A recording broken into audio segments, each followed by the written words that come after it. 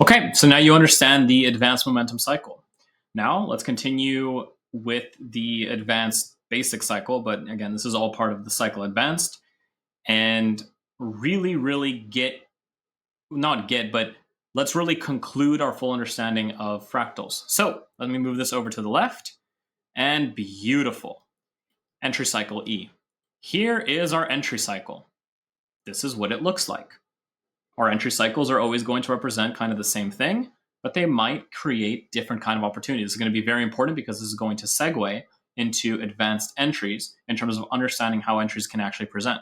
So again, same exact thing. On this time frame, all of a sudden, we see something as a major flush. Notice that there's no crazy labels or anything inside of there for the accumulation MB. Notice it's the same price. Notice it's the same diagram as this, but all of a sudden, because we're no longer on a momentum cycle, the V or C, and because we're on the E, we are considering the labeling or the price that is happening a little bit differently. Because remember, there is a separation behind all the analysis that happens on those hires and the analysis from the actual entry. Because analysis does not always lead to entry, right? A small portion of the time, analysis starts to play out, and then analysis leads to actual entry because everything is in line. And the way that I'm teaching you to label, or the way that I personally think and the way that I label, is a way that allows me to basically separate that the fact that I'm doing analysis and then I'm doing entries. And in the event that I then take an entry or I'm looking for an entry, the way I'm thinking about the concept for an entry is very different from the way I'm thinking about the cycle that's delivering for momentum. So as we go over here, right, that same action, all of a sudden we're not looking at this as like a, okay, where's the perfect accumulation MB? Instead, we look at that as the major flush.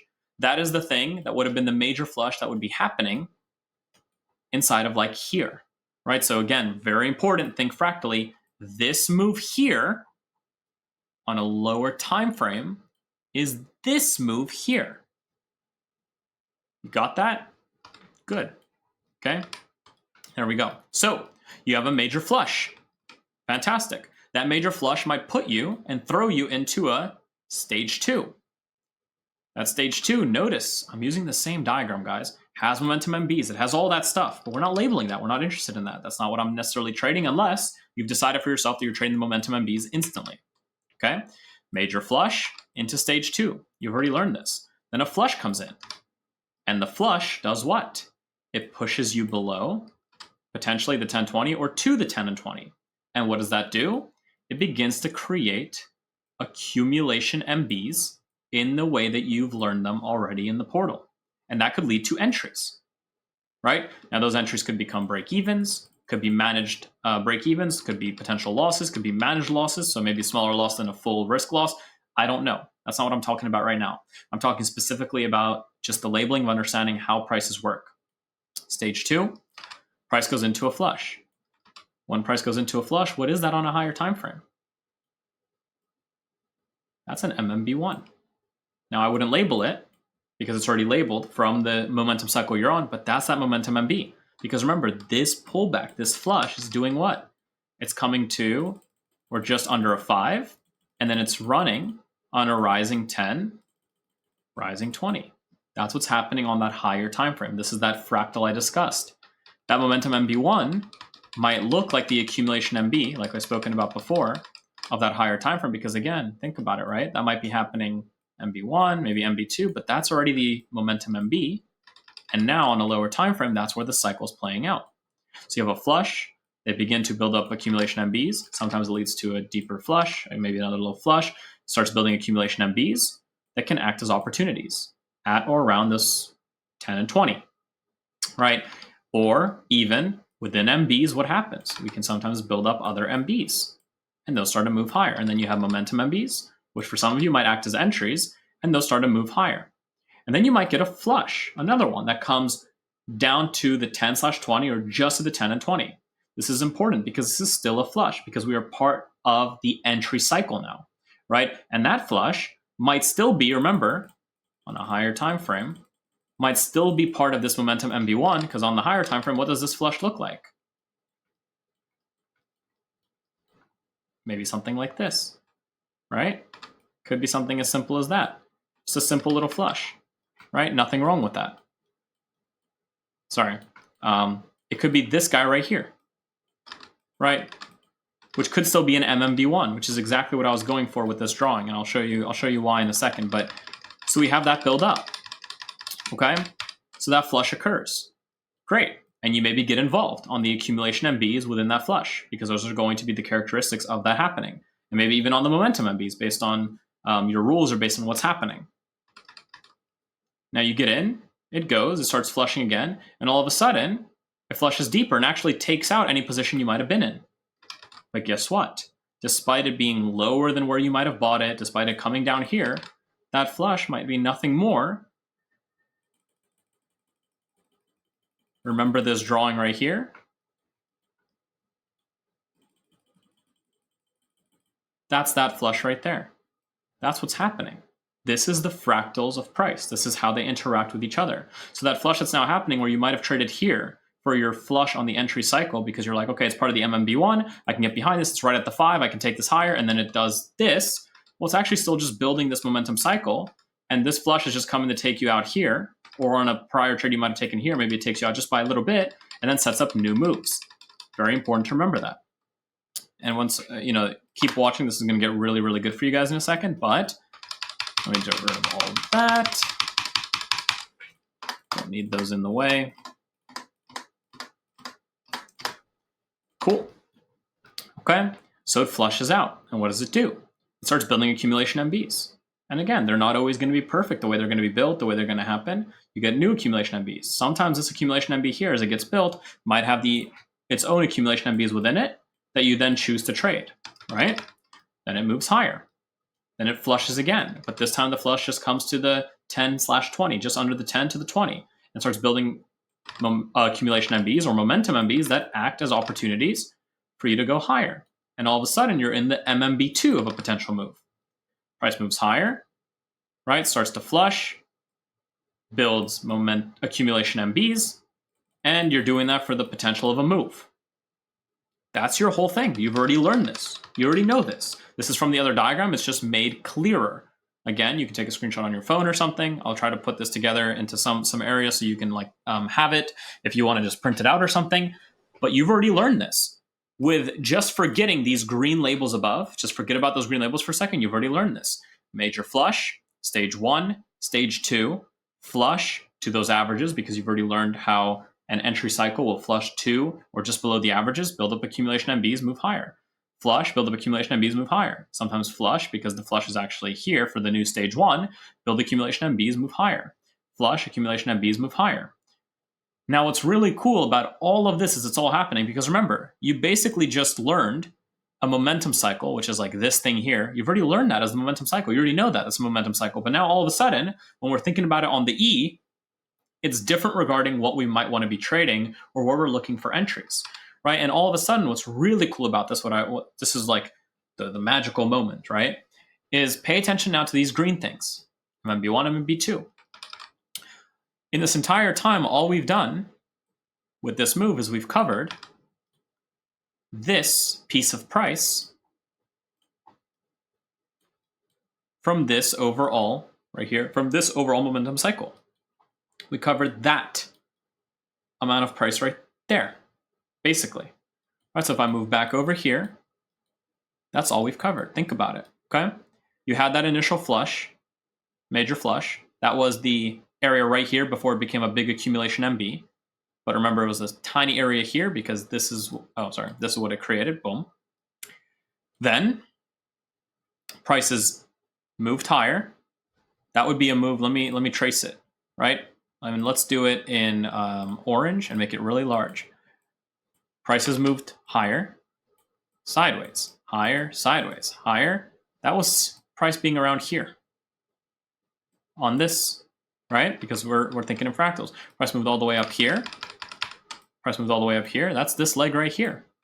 As it starts making that momentum MB, that's this overall flush and the buildup of accumulation MBs into the momentum MBs that create the potential cycle for entries. Then price moves higher. As price moves higher, price moves higher. This is where it moves to. Then price flushes again or pauses again right there. You know what that pause is? That's this area right here. That's that pause. And from there, starts a move. And we might think that momentum MB1 might lead to a big move like this, like this, but it doesn't. Instead, what happens? Price actually goes for a deeper pullback, but still around this same area, deeper pullback, but around this same area, hence the drawing of the red, and then hence why I drew this thing earlier for you guys to see that this, even though it might be far separated, is still part of that momentum MB move, because it's part of that momentum cycle, right? And you get that flush, you get that flush, you get that flush, and you get that move, you get that move, and you get this mini pause that might just hit the 5, and that might be this nice flush that provides new opportunity, and then starts to move higher. And guess what? In our example, if you had taken this trade right here, which would be a trade, if you had taken this trade right here, which would have been a trade right there, what would that mean for us? Well,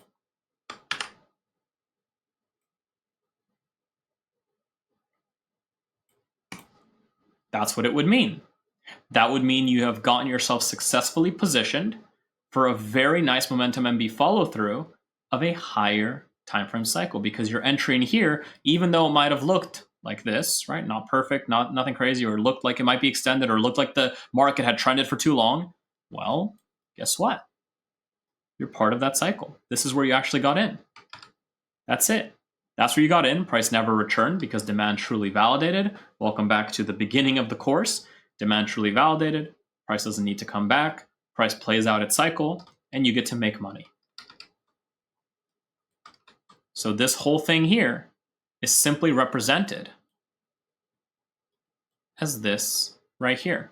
Now, it might be hard to gauge that because you saw this already as part of the momentum cycle, but now I'm teaching you to look at it as the entry cycle, because guess what? There is nothing new about any time frame you use. Like I said, it doesn't matter what time frame you're trading on. Well, it does for certain reasons, but all assets, all time frames, it's the same movement. It's the same understanding. It's just different in terms of how you're operating for entries. And now to really demonstrate this, right, if we think about this actual move here in terms of how it provided entries, how there might have been more entries that might have gotten taken out to create other entries, let's go back to the same examples we've seen and just walk us through it. Have we seen the same thing on MSTR? Well, we just spoke about this in terms of the momentum cycle in the last video. There it is. Let's cut it back similarly to just around where, let's cut this back to just around where this cycle right here is, around the MMB2 or just a little bit higher, okay? So around the MMB2 or just a little bit higher, so somewhere like here, right? We can cut it. Do we see the same kind of cycle as we move to a 65-minute, which would be the entry in reference to this exact momentum cycle? So again, what is this similar to? Similar to that right there. That doesn't work. What is this similar to?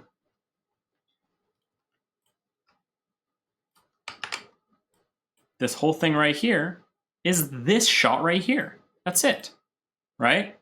It comes out of the accumulation MB, so that's to the left, right? Created that accumulation MB out of the stage 1, moved higher, MMB1. Here's your MMB1. Moves higher, in this case MMB2, or pauses, kind of like this, right? Moves higher, MMB2. This could be an MMB2, sure. Comes down, comes higher, pauses. Now again, not perfect. This is not, remember, trading is a snowflake in terms of, it's different always how it delivers, but this is the general way. That's why I drew it this way, to show you that it can be on the 5, the 10, the 20. There's multiple ways, and they could be paused different places. This could have paused earlier. This could have paused maybe a little bit higher. Then this could have paused just higher to it, which might have taken you out of this trade because this one came down. Whatever it might be, it's not perfect. I need you to know this because it's very important, because most people think they're going to find perfection and they never make it in trading. The second you understand this, you're set. So again, this here is the same as this here in terms of where we are cyclically. So what does that mean? That means when we go lower, what we should see is this, all of this, just inside of this action. Let's jump to our entry time frame. Let's see if we can redraw that, mapping it with the different way of thinking in terms of typing out the things like I taught you to type. So where's the major flush? There it is, right? The major flush is made up of those accumulation MBs. Here you are. This whole thing here was the major flush. You could even consider this as part of the major flush because remember, I'm also labeling that the accumulation MB, but ultimately this is the major flush. Then price does what? It starts to stage 2. Here's your stage 2. That in itself is the stage 2. The stage 2 comes out of this market. The money comes in. That is actually made up of, guess what? This is where the fractals I taught you about came from. That's made up of its own accumulation MBs, momentum MB, momentum MB, momentum MB, momentum MB, momentum MB, failure, distribution, play around, come out of that stage 1, momentum MB, move higher. That's made up of the same thing.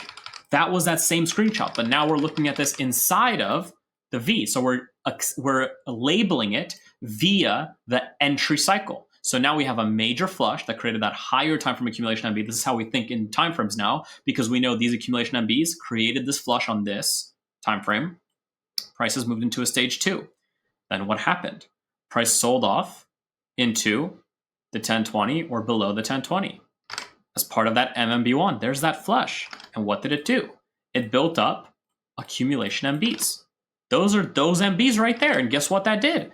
That created a potential, for some of you, opportunity.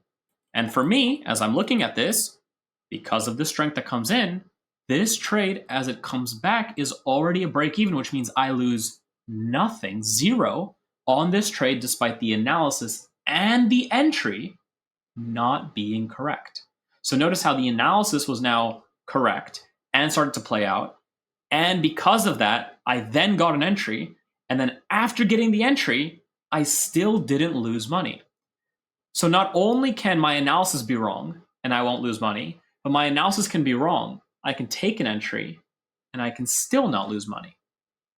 Hopefully, parts of this are starting to show you why this thought process in this entire space that you need to be correct about the things you're doing is complete bullshit. You know, if you've made it this far in the portal, which many of you hopefully have because you're actually here and you're watching this and you're putting in the work, guess what? You just learned something that close to most traders will never understand for themselves. Cool. It reflushes deeper. And what does it do?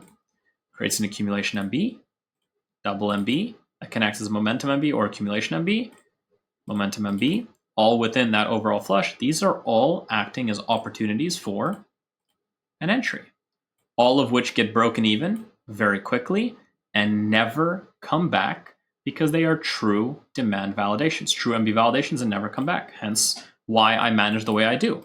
Great. Those ended up perfectly. And guess what? Those here are these ones right there. Also, I don't know if you saw, but major flush right here, that's your major flush. Stage 2 right here, all the way up into the higher time frame MMB1 formation. This whole thing here is stage 2. Beautiful. Flush, well, now we know how to label it. Flush. Accumulation MBs for potential entry or momentum MBs after that. There they are. Price moves higher. What happens? Price moves higher and it might go through another flush. What happens here? Price moves higher and it goes through another flush. That flush might lead to some kind of entries. You know, in this case, I don't really see them. But let's just say for some reason you took one of these entries or one of these entries. You know, I would not take this, but let's say you did. Again, this would be a break-even trade because power comes in. Then what happens? Price flushes deeper. Price flushes deeper. Now at this point, because of this market specifically, we're at MMB2. So we've reached MMB2, but we can also, you know, kind of look at it this way. We've reached this MMB2 and then it flushes out. That flush out does what? It leads to either you're looking at this and you don't really take it, or you take something here and then you break even on it, so you don't take any loss, but you know, it's just preference. Or you were looking at something like this, right? And you end up taking this opportunity right here. And then I think I labeled, yeah, this thing was my MMB2. So you take something like this right here. Great. Right, you get in, you move to break even, maybe it starts moving and you actually get a partial out of this thing. Maybe you take some out of this position up here before it rolls over. I'm gonna move this back up here, right? So now you're in that MMB2 and that's delivering. Great, phenomenal, right? And then I think this comes back. No, it doesn't. Okay, that's fine, but then that's MMB3 and it's no longer important. But notice this, there you are. In that move, inside of that MMB1, MMB2, just that, where we're expecting an entry cycle to be playing out, and needs to be playing out well because we're looking for good moves. Because remember, We are here to know what the constant operator is doing, which means we're looking for assets, we're looking for tradable things, right, that are meeting clear moves, that are doing this cleanly. There's no reason to sit around and trade shit. Remember that. Here's that cycle.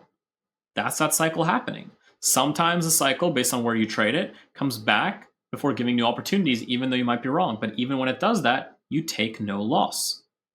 Right? Like this one right here. This was a great example right here, right? Where this double MB happened, but you took no loss on it, right? Because you broke even or you manage your position. Then it moves higher. And again, here's another great example. If you for some reason saw this as a flush, you took maybe this, something like this, and you're like, I'm happy with this trade. I like where it's happening. I'm just going to take it. Well, you would have gotten broken even here. I would have gotten broken even here. But let's say you didn't, and let's say you held it for longer. You might get broken even here as it comes back. But as it comes back, what does it do? It's still part of the flush. So this is the example that you see here, where price flushed out, created the opportunities, then came back to kind of take that area out and create new opportunities. That's exactly what happened right here in reference to this. Price flushed out to then recreate new opportunities.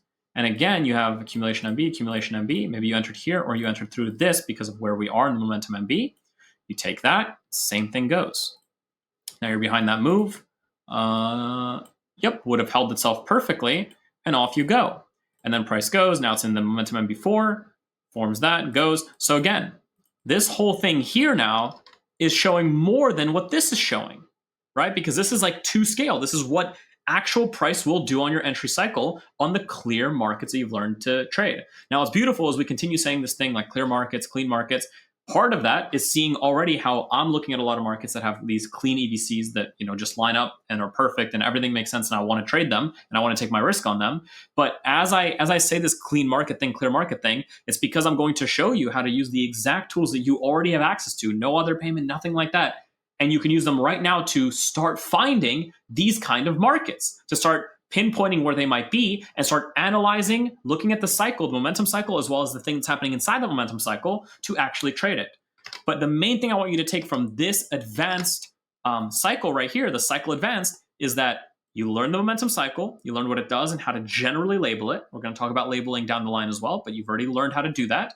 And you've also learned how those same moves, because of fractals, like I've said, are represented on a lower, but are viewed through that cycle frame. And just this cycle delivery here of an entry time frame is actually only this amount of a potential delivery, which is why you see me following these things as they deliver through every MMB until I hopefully get to 3 or 4.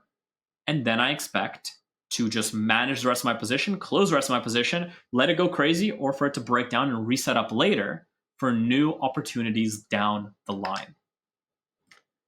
So again, this right here, as clean a shot as I can, this right there, basically up to there.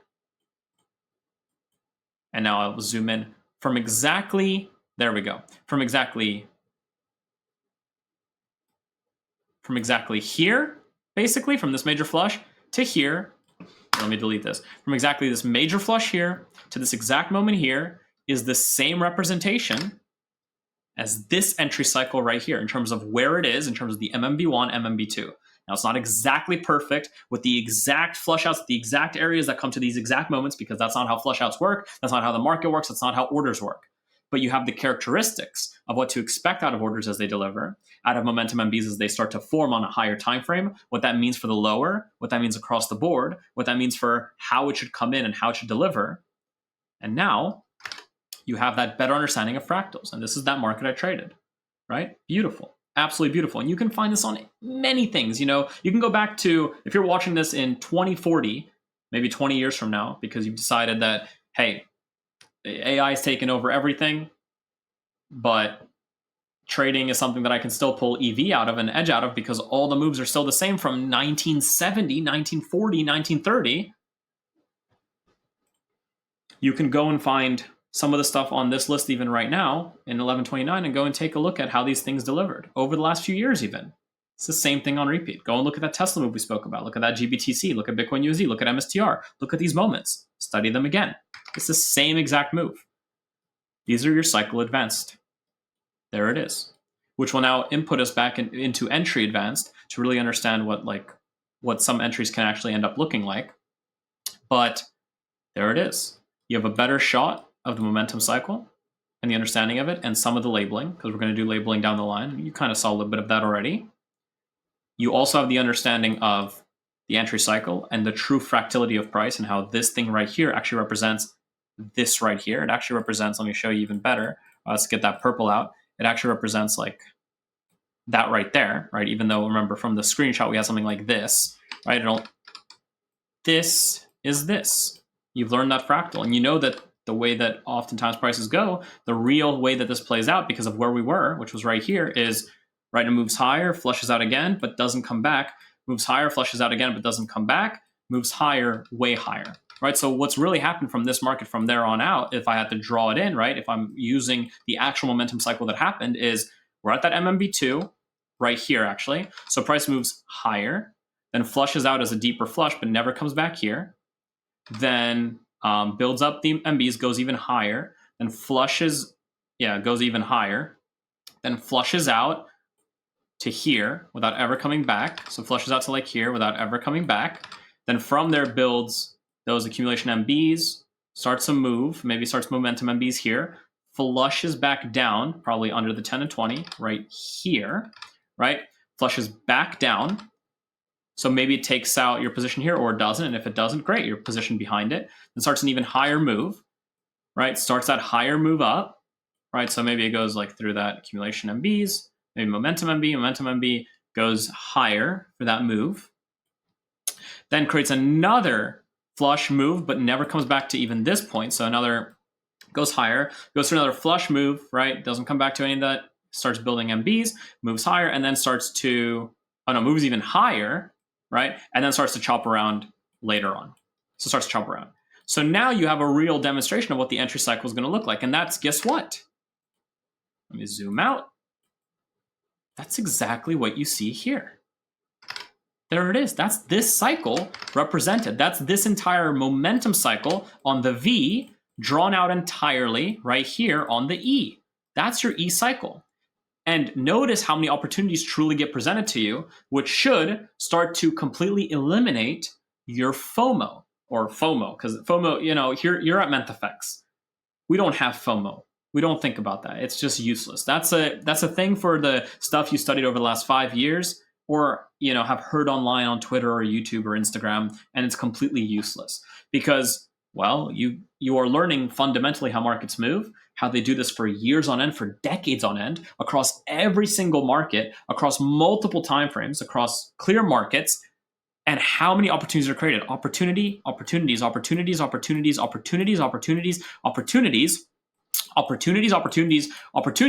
maybe opportunities. I don't know, probably not. Opportunities, and then it's extended. And that's in one market, one market that I've studied, that I personally traded over the last 2-3 months. How many markets do you think there are? Plenty. You just be patient for the cycle to play out for your move and trade the cycle on clear markets. So I have fixed you. Together we are fixed.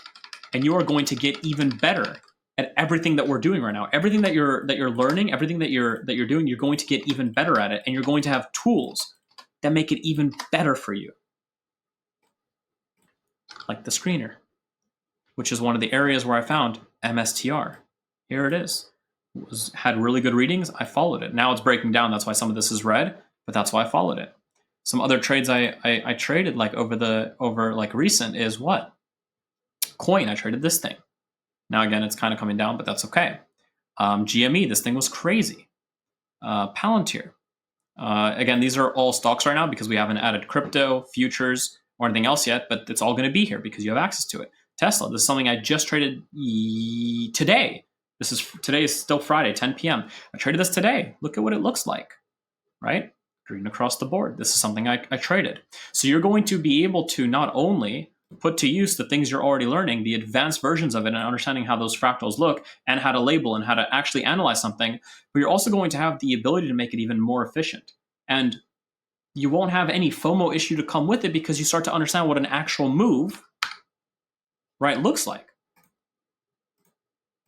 right? You actually understand how many true opportunities you have behind any given move. That's a cycle advanced. Hope you enjoyed it.